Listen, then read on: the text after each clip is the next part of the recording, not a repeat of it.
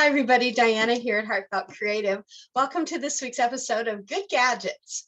I hope everybody's having a great week. I'm wearing my big oversized VAQ 135 sweatshirt. This was my husband's squadron when he used to fly for the Navy many years ago when we lived on Whidbey Island in Washington State. So it was a little chilly in the house today with the air conditioner, I thought. So I turned that off and put on a sweatshirt to stay warm. So I hope everybody's having a great day. This week on Good Gadgets, I want to go back to last week for just a sec.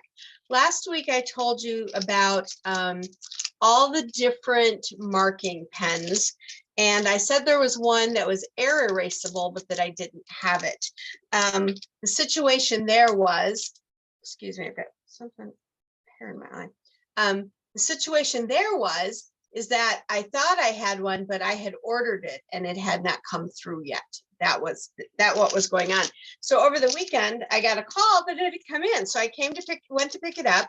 It's by Clover, and it's kind of pretty because it's purple.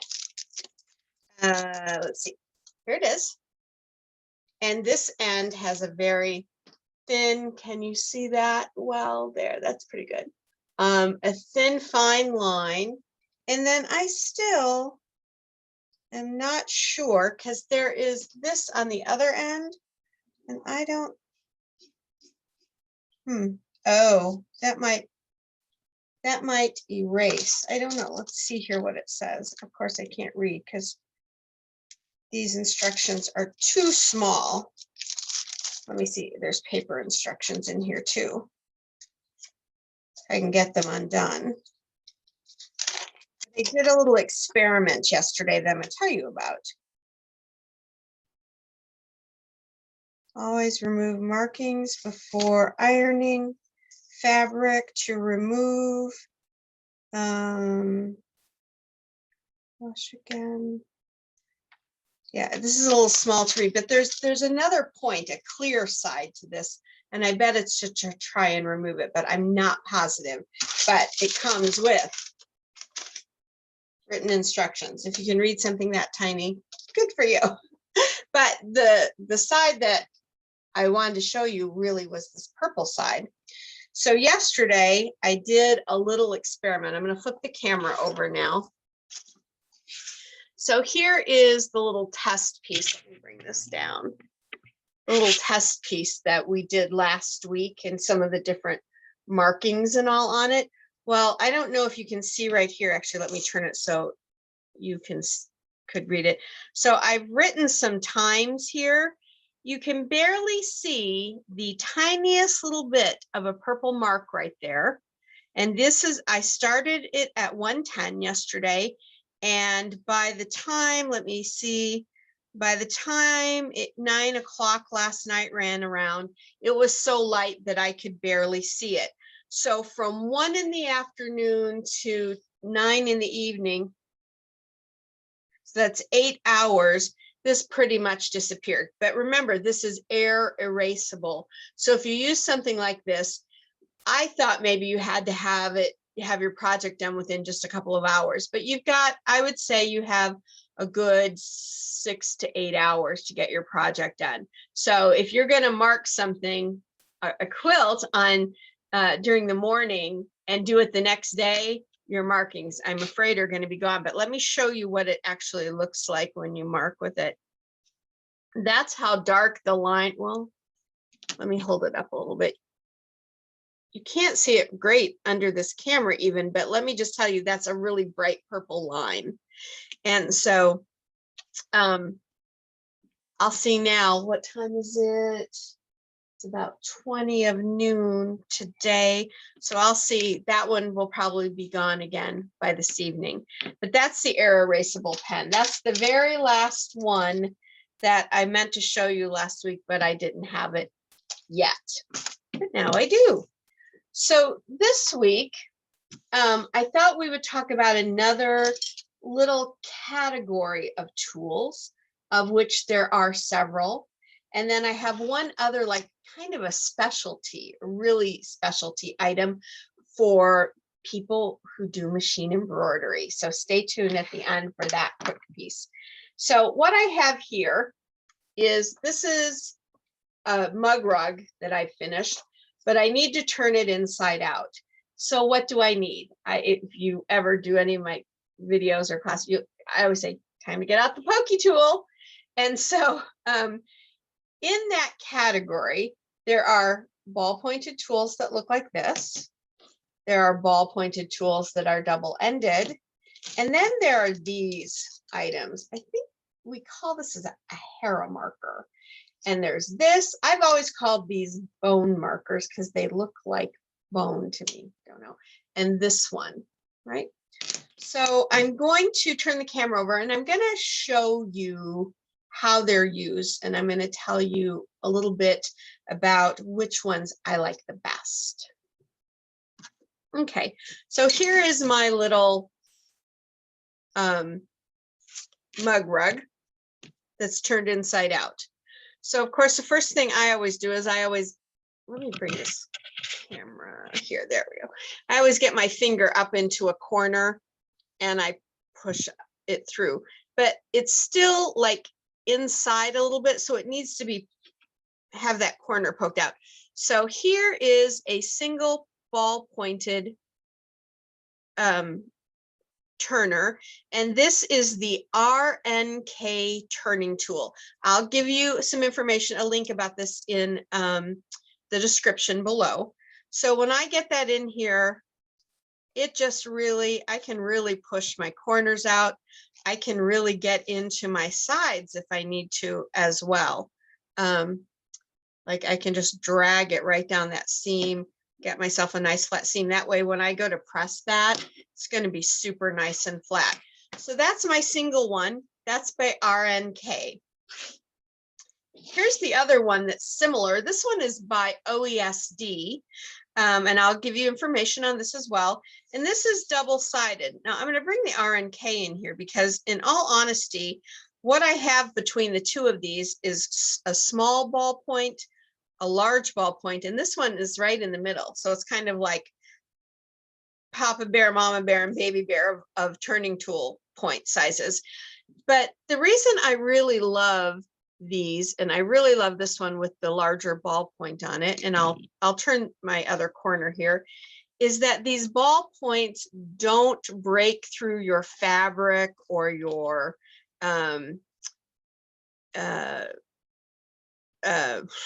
your interfacing or stabilizers very easily. I mean, you really have to really like jam it through there if you want it to go through there. So sometimes, you know, people will use the end of a pen to poke. That can poke through. Pencils can poke through. Chopsticks can poke through. Needles, knitting needles can poke through. We've used all of those things, right? But when I found these ball pointed turning tools, I have never used another turning tool ever again. And so with this one, again, I can get right into my seam on the side and straighten that out nice and flat. This one is really great for smaller, more delicate projects. There, can you see that pretty well? That smaller one. And so if you ask me which one of these two is my favorite, I couldn't tell you because I love them both. I will admit that this one, the RNK, I use a lot here at my cutting table. And this one from OESD, I use a lot at my embroidery machine. But I can easily go back and forth with either one of them. Whatever the cost of these are, they're worth it. They are solid, they are metal, there's no plastic on them. They're excellent tools. And you know, on this one from OESD, you're getting 2 sizes. But I love them both, so I'm not going to pick a favorite. I'm not going to do a Sophie's Choice thing on those. Nope, not going to do it. Nope. So now let's talk about these markers. Now I'll be honest, this one I've had back since my foray into scrapbooking for paper crafting. My sister-in-law threatened never to let me see my brand new nephew, who was like 6 weeks at the time, if I didn't scrapbook my wedding pictures, which had been like 20 years before or whatever, long before scrapbooking had been a thing. And so I said, okay. And I started scrapbooking with her. This one was by Provo Craft. It's great. I still use it for all kinds of paper marking, creasing and things, but it also works really well to get your corners poked out because it's a rounded point. So the ball point like this has, has that nice, but it's still a blunt surface. And so this, although it has a point, it's still a softed, rounded point. So it can really get in there and you can move around, move your stuff around and really get it out. And again, because it has that soft point, it really helps to bring down the edges. So let's flip another corner here on the mug rug. All right, so I've got that in there. Now I'm going to take and use the marker. Yep, good. And I'm going to take and move it down this edge. Yeah, that all turns really well. So that one is great. But I think these two are a little bit better for fabric. I think for paper crafting, this one's probably your go-to, I'm thinking. But for fabric, these two turn markers are awesome. Now, I would not poke my corners with this. That's a little pointy. Okay, but you could get into little things and help get threads out and stuff with that. But I like this curved hook here and this rounded part here, because let's just go ahead and get the last of my corners out. Grab my RNK turning tool and just push that right out. Great. So the nice thing about this one and that one, I'll show you in a minute, is that you can get right up here. This curve comes, so pretend like this is on the inside, but it gets right up in here and helps you flatten out those seams really nicely. This one does the same thing. This one here, this is a Clover product as well. And this one is a Clover product as well. I will tell you, out of all three of these, and I use them all, but this one is my go-to. If I have it handy, I will instinctively grab for this one. One, I like the kind of ergonomic way it fits into my hand. I never thought about that before until many years ago. You can see I've had carpal tunnel surgery on both of my hands. So this one does the same thing. It'll get right up in here. So I can put it down in here and really get up in there and flatten out my side seams. It does a wonderful job. And I'll tell you what else this is really fantastic for.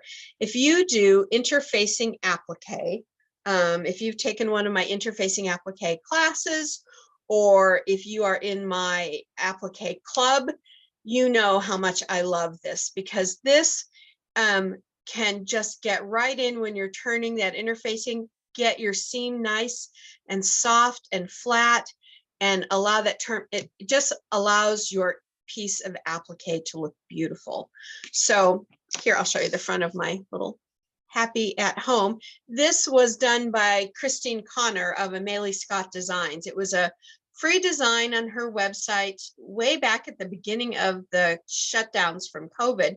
I bet you could go find it. It's still on the Amelie Scott Design website. I'll put a link to this in the description below as well, because this is such a sweet little mug rug. And I kind of, if you ever seen the background, I have this one kind of propped up in the background because I just love it.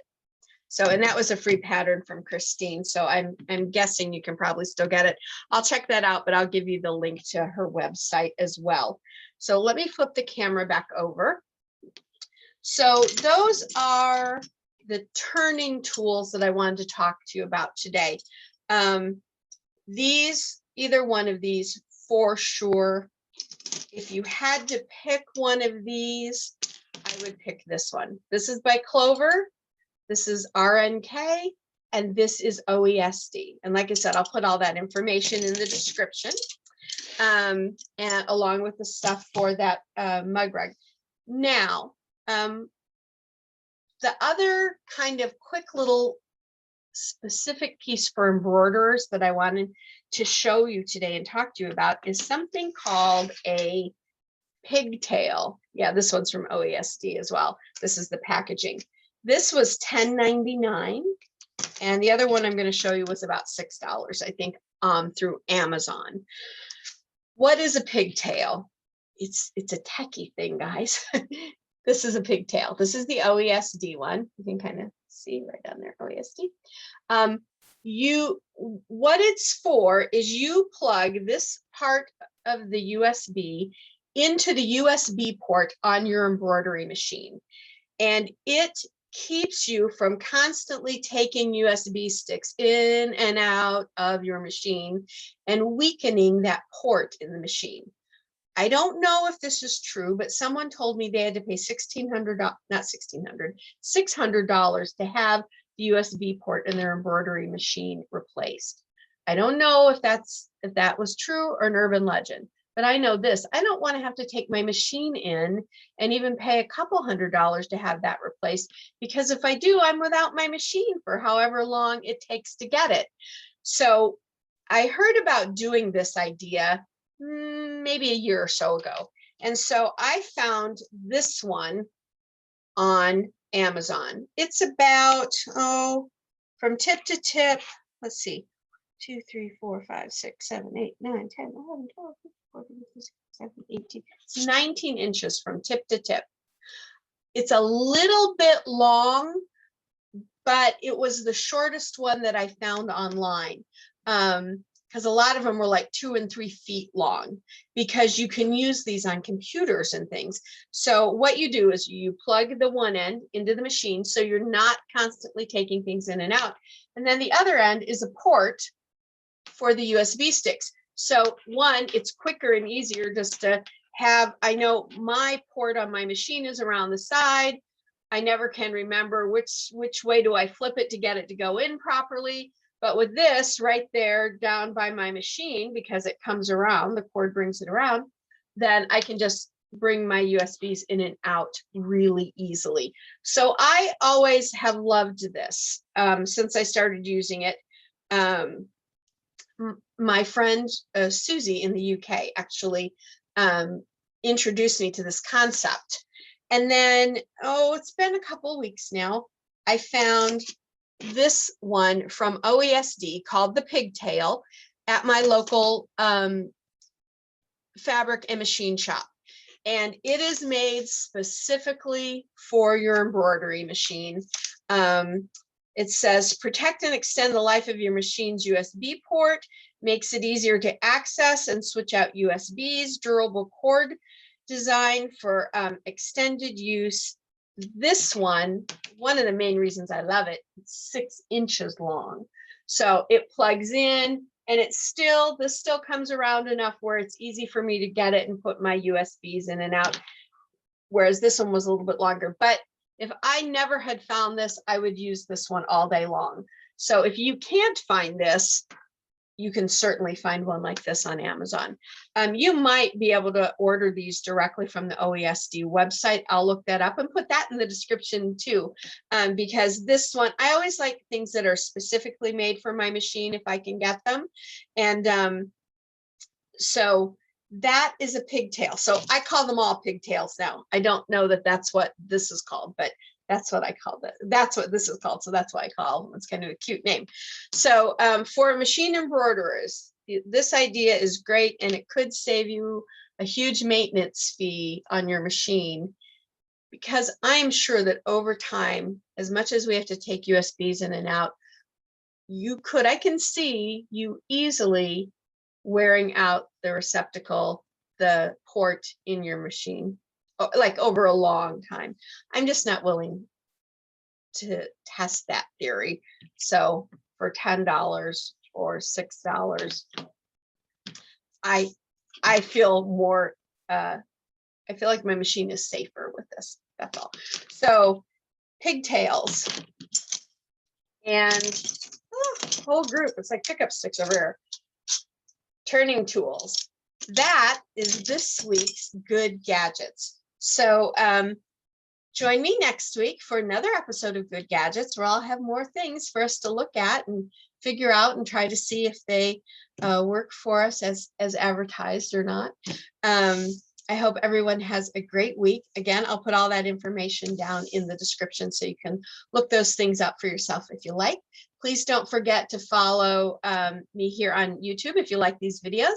Hit subscribe. I'm only 15 subscribers away from reaching 3,000. I'm so excited. So if you want to get in on the videos and helping me reach that goal, please hit subscribe and click that little bell. You'll get notifications when I put in new content. And don't forget, I have 2 other series here, my Patches and Pieces and my Sew in Common Sunday videos. You're welcome to enjoy those as well. Have a great week, everybody. Take care now. Bye.